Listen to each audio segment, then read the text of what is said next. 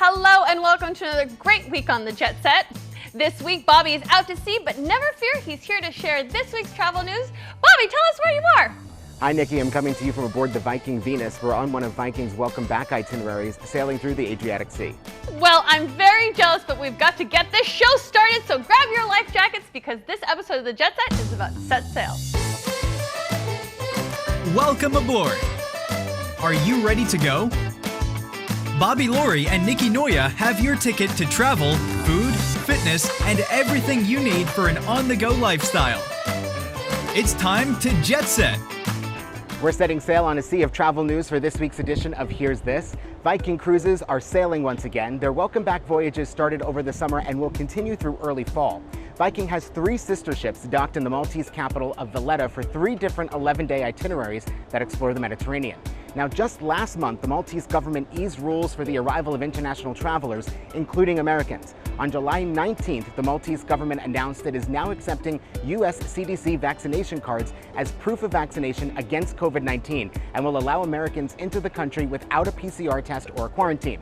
With that said, I'm currently on board one of those 11-day sailings I just told you about. I'm on the Viking Venus, cruising the Adriatic Sea. Now, we departed Valletta yesterday, and I have to say, I definitely missed this, but getting to the ship is a little bit different. When it comes to boarding a transatlantic flight right now, you do have to stay aware of changing regulations and ensure that you have the right documentation and tests completed to even get on the plane. Most airlines are helping you out with this by sending out updates as they happen and basically giving you a checklist prior to departure. But so long as you stay organized, you can once again board a ship or a plane and get away. Oh, I'm so jealous and I wish I could be there with you right now. So, Bobby, once you arrived in Malta, what was the process like boarding the Viking Venus? Well, Nikki, boarding actually started back at home even before I left for the airport. For the safety of all the guests and crew members on board, Viking does require that all guests are vaccinated. Now, don't forget, Viking is an all-adults-only cruise line, so everyone is eligible for a vaccine. And 10 days before leaving for Malta, I had to upload my vaccination record to certify that I had been vaccinated. Then about 7 to 5 days before you board the ship, you have to submit a Viking digital health survey to confirm you have not been exposed to COVID-19.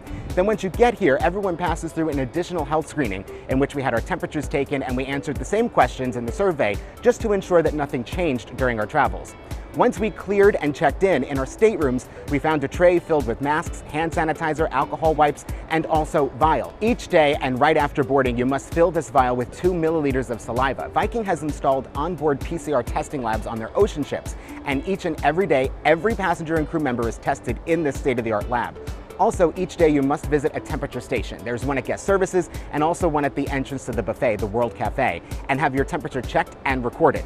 Additionally, we've all been given these GPS devices. In the event a crew member or guest tests positive, these devices will tell the staff exactly who had been around the positive case at a distance of less than 6 feet for longer than 15 minutes. All of this is in addition to masks being required on board unless eating or drinking and social distancing. Now, when it comes to shore excursions, masks are also required, and because the countries we're set to visit are currently on the CDC's list for increased caution, guests are not allowed to explore on their own. You can only leave the ship on an approved excursion to ensure that all guests remain in a tested, vaccinated Viking Venus bubble. As you can see, Viking is doing a lot to keep everyone safe while also getting back to cruising.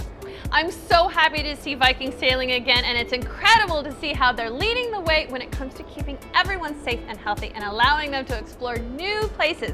Speaking of exploring, where are you headed? Well, we are on one of those 11-day journeys that I talked about earlier. We've left Malta and we're headed through the Adriatic Sea to Croatia and Montenegro. Then we'll make our way back to Malta to explore just a little bit more before we leave and head back home. And of course, we're filming all of this so we can take you along and share my Viking story with you in just a few weeks. Oh, well, I'm ready for my Viking journey. That sailing looks amazing. Thanks for all the information you've given us. Stay safe, enjoy the trip. I miss you. Bye. As millions of employees across the U.S. anticipate a potential return to in-person work, those who are pet parents have some additional concerns beyond missing their favorite furry colleague. So what do you need to know to prepare for during a time like this? Well, Katie Blakely is the Vice President and Head of Pet Insurance for MetLife, and she's joining us with more. Welcome, Katie. Good morning. Thank you for having me. What sort of financial burden will working pet parents face as they plan a possible return to in-person work? Yeah, we know that anytime there's a change to our routine, it's going to affect our pets. And we just want to make sure that we're prepared for that mentally, but also financially. So it may mean that you need to consider investing in a pet sitter to come by your home. It may mean that you need to look at doggy daycare, or maybe just a better investment in a more sophisticated gating or crating system to ensure your pet stays safe while you're away from home. Should employers rethink the pet benefits that they offer? Yeah, we think so, absolutely. So we conducted a survey among pet parents and found that more than 70% of them are leaning on their employers to help make some recommendations for how they navigate return to office.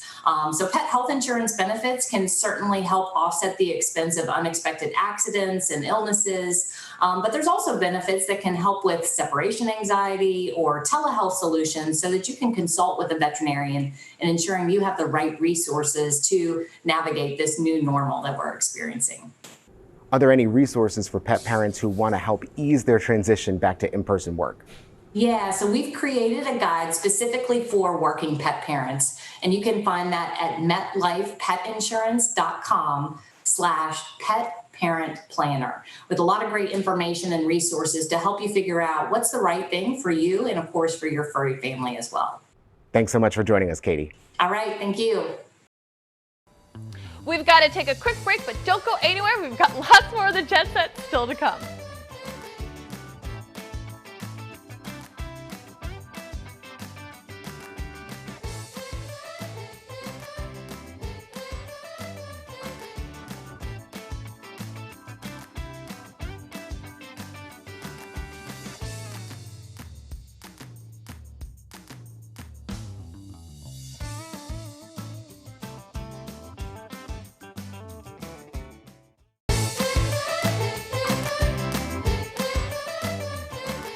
As the world starts to reopen and we begin to travel again, we are looking to find new places to visit, like the George Hotel in South Africa.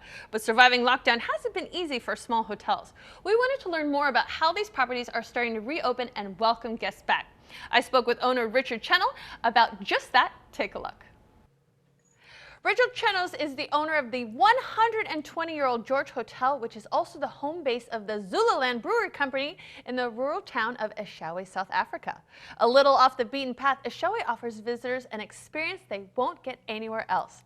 Richard is joining us today to tell us about the George Hotel and all the things you can do when you go to visit. Hi, Richard. Welcome to the show. Thank you very much, guys. Thanks for having me, and hello to all your viewers. Okay, first off, tell us a little bit about the hotel and how you came to be involved in it. The George it has been in my family for 25 or 30 years now. I used to work in the UK when I was younger and a lot slimmer because I drank less beer. And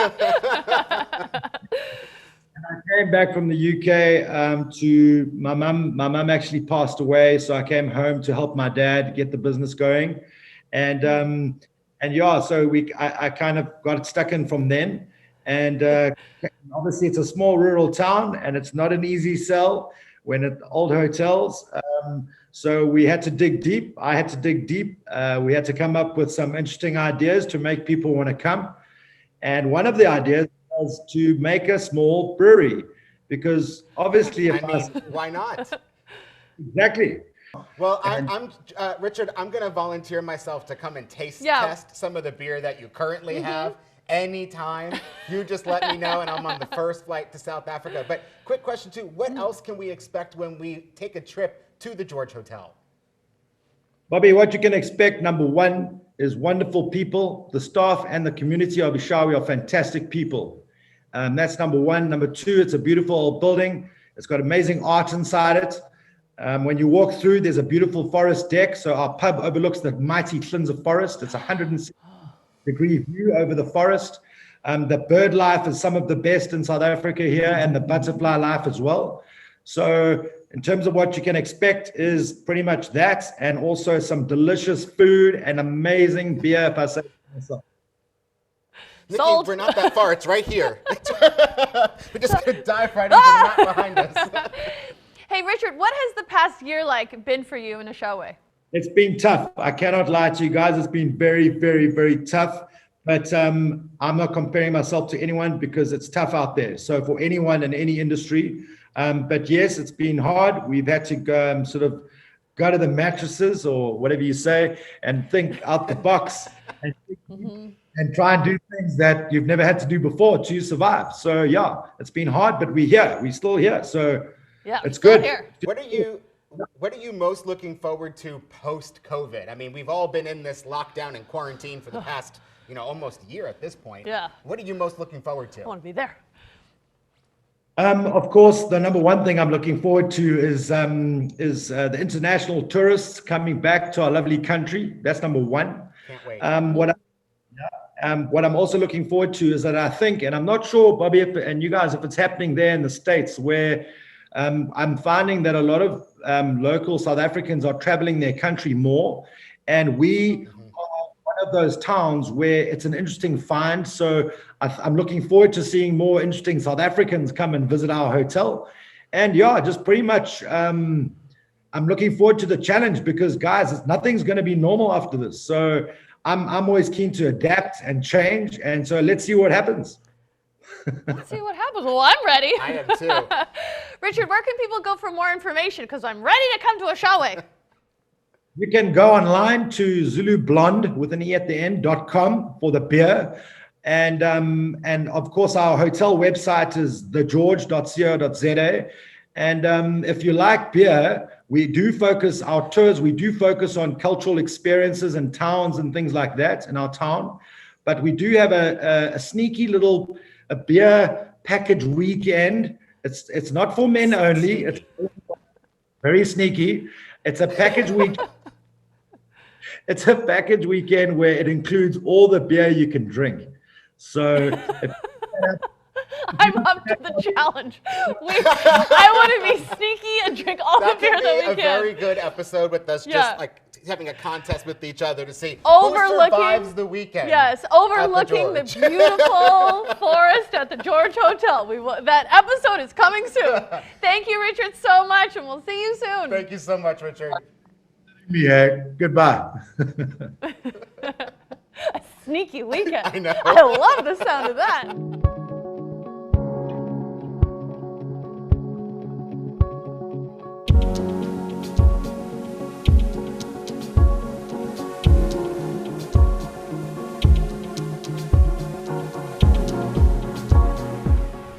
COVID-19 disrupted routine well child visits for many children. As a result, too many children have fallen behind on receiving recommended vaccines. Joining us with more are Dr. Tamara Coyne-Beasley, Endowed Chair for Adolescent Medicine at the University of Alabama, Birmingham, and Alicia Stillman, co-founder of the Meningitis B Action Project. Welcome to you both. Thank you. Thank you.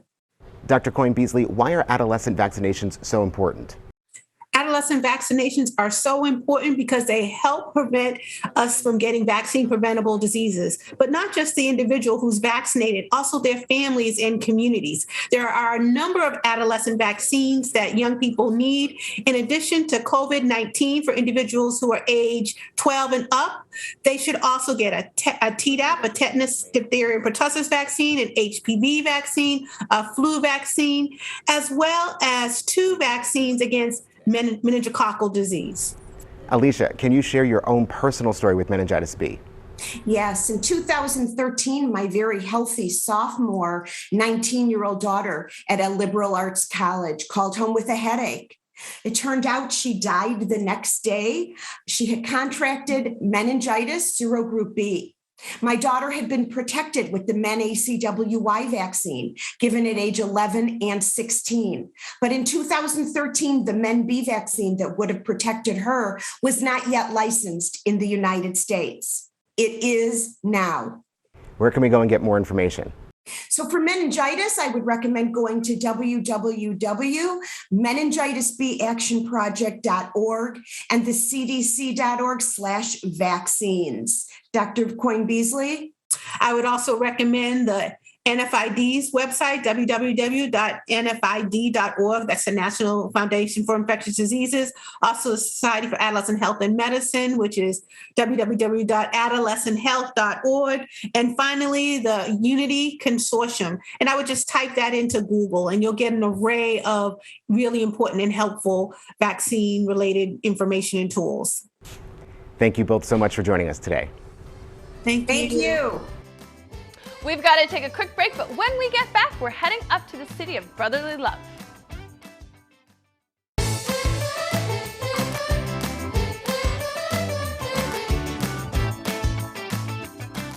With international travel being so unpredictable, looking to domestic cities for your next vacation is a smart bet, and few places offer more to experience than a trip to Philadelphia. We had the chance to visit and share a few of our favorite things to do in the city of brotherly love.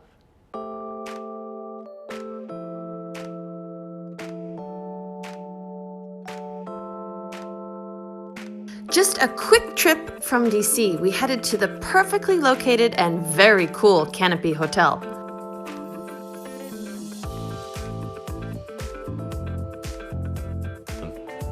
So the building itself was constructed to manage his wealth. It was here since 1896.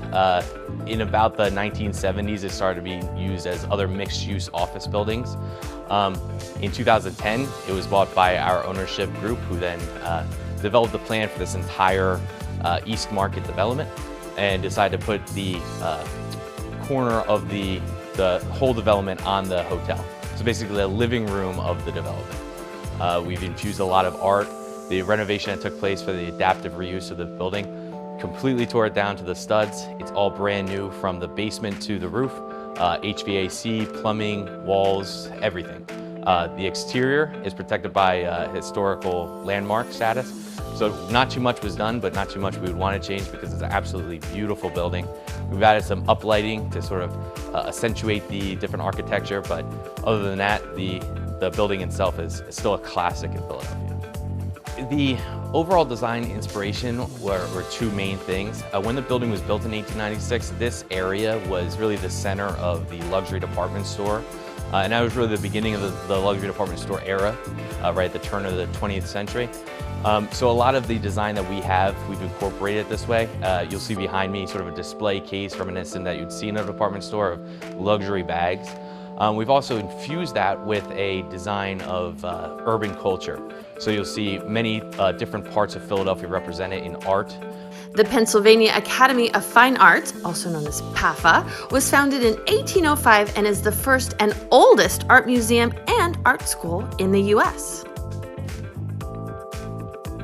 Thank you so much for having us at the Pennsylvania Academy of Fine Arts. It's a beautiful building. This is amazing. We haven't even seen most of it at all. It's apparently, how big is it? Tell us about it.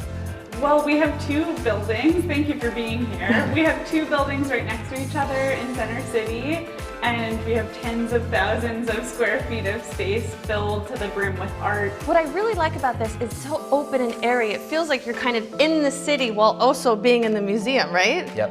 And you guys also do a lot of women-focused art. Tell me a little bit about that. Yeah, so PAFA is the oldest art academy and museum in the country, but we're constantly adding more art to our collection and even showing work by our students. And we celebrate the voices of all Americans, so that includes a lot of women, and that's why we celebrate those particular artists here. Oh, I like it. So it's a museum, but also an academy. And just like you were mentioning, you can show, some of the students get to show off their work in the museum as well, right? Yeah, we might be the only school that does this. We completely give over our museum space to the students each spring for their graduation show. And Lauren and I help throw a huge event to celebrate that and let the students sell their artwork to collectors from all over the country and world. Cool. After an amazing day of fun in Philly, we headed to Steak 48, which is now one of my favorite all-time restaurants we have ever been to. Okay, so Oliver, Steak 48, this is a beautiful restaurant. I absolutely love it. I mean, I love these, but we'll get to these in a second. Tell us a little bit about why Steak 48 is just so amazing and a little different from anywhere else in Philly. Well, that is extremely kind of you to say. Thank you very much. We think it's very different and something else to offer. Philadelphia is such a tremendous restaurant city, and we were so excited when we had the opportunity to get a space here and offer something that we think fits a unique niche. You want to go out, you want to have a great time, and with a side of steak and wine. Yeah. So, I like that. From the kitchen downstairs, and then this bar that you can, the reservations only bar up here, to these amazing cocktails. And also the decor is unbelievable. It's just a beautiful space. That's great. Thank you so much. I'm glad you're enjoying it here. It's exciting. It's a family business. Mike and Jeff Mastro own the restaurants and are very involved in everything from the design, the feel, the decor, the menu, which is really steak and, interesting side dishes, interesting appetizers, more than just steak and potatoes, which is great. And we do have a lot of that. It's very, very firmly built on an American steakhouse platform, but it's sexy, it's interesting, it's got a vibe, it's got a lot of great energy to it. I'm getting hungry. I was going to ask, so what are some of your standout menu items, you think? Oh, there's a lot of those. I will say in steak, obviously because it's called Steak 48, so we should probably talk about steak. Our butcher's cut is spectacular. It is so good. It's a ribeye cap, it's Wagyu, it's served sliced, it's dynamite. That's my favorite word. We've got to take one last break, but I've got your weekly dose of travel inspiration still to come. You won't want to miss it.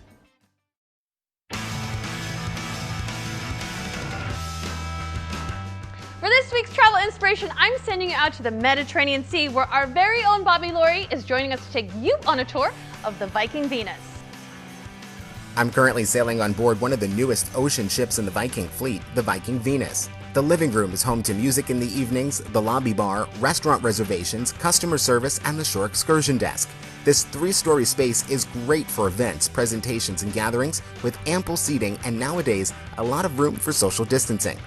Our staterooms are larger than you might have imagined, each with a living room area with a couch and a chair, a coffee table, working desk space, and either 2 queen beds or a king bed. Our bathrooms are large as well, with lots of counter space and a shower with powerful water pressure not found on other cruise lines. Bathroom amenities are replaced daily too. Each stateroom has a private veranda to enjoy the views as you journey to your next destination, or you can take in the scenery from the upper decks, which have plenty of outdoor seating spaces. We can't forget about the pool. Located midship on Deck 7, you'll find the pool and a hot tub with seating for all who wish to enjoy the sun. If it rains, a retractable roof covers the area. We'll have more from my Viking journey on the Viking Venus in a few weeks.